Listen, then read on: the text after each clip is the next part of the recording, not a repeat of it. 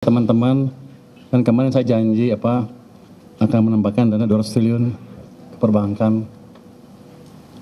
Ini sudah diputuskan dan siang ini sudah disalurkan ya. Oh, insya Allah. Jalan kan ya? Jalan pasti. Ini kita kirim ke 5 bank, Mandiri, BRI, BTN, BNI, BSI. Di mana boleh sebutannya? Di Mandiri itu kita taruh 55 triliun, BRI 55 triliun, BTN 25 triliun, BNI 55 triliun, BSI 10 triliun. Itu, jadi dananya akan kita kirim. Sudah saya setuju tadi pagi, bentar lagi dikirim sama dia. Kamu jangan ikut rapat di atas ya, langsung balik lagi komputer langsung kirim. Jadi saya pastikan dana yang 200 triliun masuk ke sistem perbankan hari ini, dan mungkin banknya habis itu bingung berpikir nyalurin kemana. Pasti pelan-pelan akan ke kredit sehingga ekonominya bisa bergerak. Oke, itu dari saya, pendek saja. Ada pertanyaan? Pertimbangannya kalau untuk BSI 10 triliun itu apa Pak? Dibandingin Mandiri dan yang lain kan 50 triliun Pak. Size banknya dan kenapa BSI ikut? Karena dia satu-satunya bank yang punya akses ke Aceh supaya dananya bisa juga dimanfaatkan di Aceh sana. Kan nanti itu ditaruhnya itu duit pemerintah itu dalam bentuk deposito atau apa sih Pak? Apa namanya? Deposit on call, artinya bukan time deposit tapi semacam dekat-dekat. Ya, pokoknya cukup seperti giro, cukup liquid. Ada tenornya nggak sih Pak? Nggak ada. Suka-suka saya. Itu bisa ditarik kembali gitu Pak. On call. Tapi kita bisa hitung kan seperti apa likuiditas kita. Jadi harusnya di perbankan cukup aman kalau memakai uang itu. Sore ini udah masuk. Nggak ada aturan khusus. Oh, KMK dikit untuk internal aja KMK. Tapi untuk banknya nggak ada aturan. Pak, memastikan bahwa bank-banknya tidak memakai untuk beli SBN itu perlu ada aturan juga nggak Pak? Kita himbau seperti itu. Himbau Pak, bukan aturan. Ya kalau nggak ikut awas.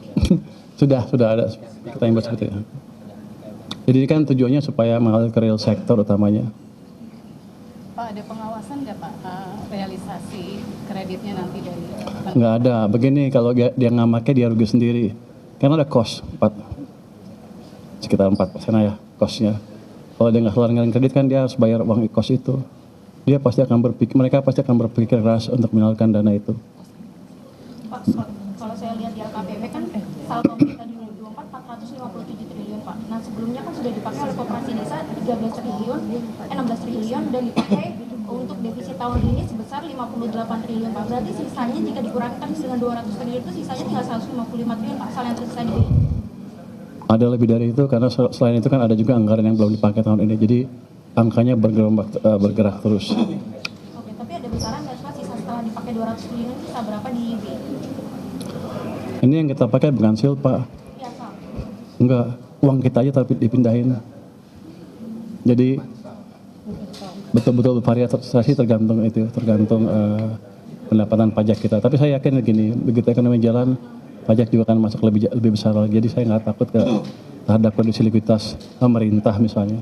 Pak, karena bentuknya deposit jadi dana ini bisa, maksudnya kan karena berkurang di salnya itu kan dana emergency. Jadi kalau Enggak. Ini bukan dana emergency, dana punya pemerintah yang biasanya dipakai untuk pembelanja, tapi belum dibelanjakan, sementara ditaruh di bank sentral. Jadi perbankan nggak bisa memiliki akses ke dana itu. Kalau saya tahu di komersial bank kan, bank bisa memakai itu kalau kita belum pakai.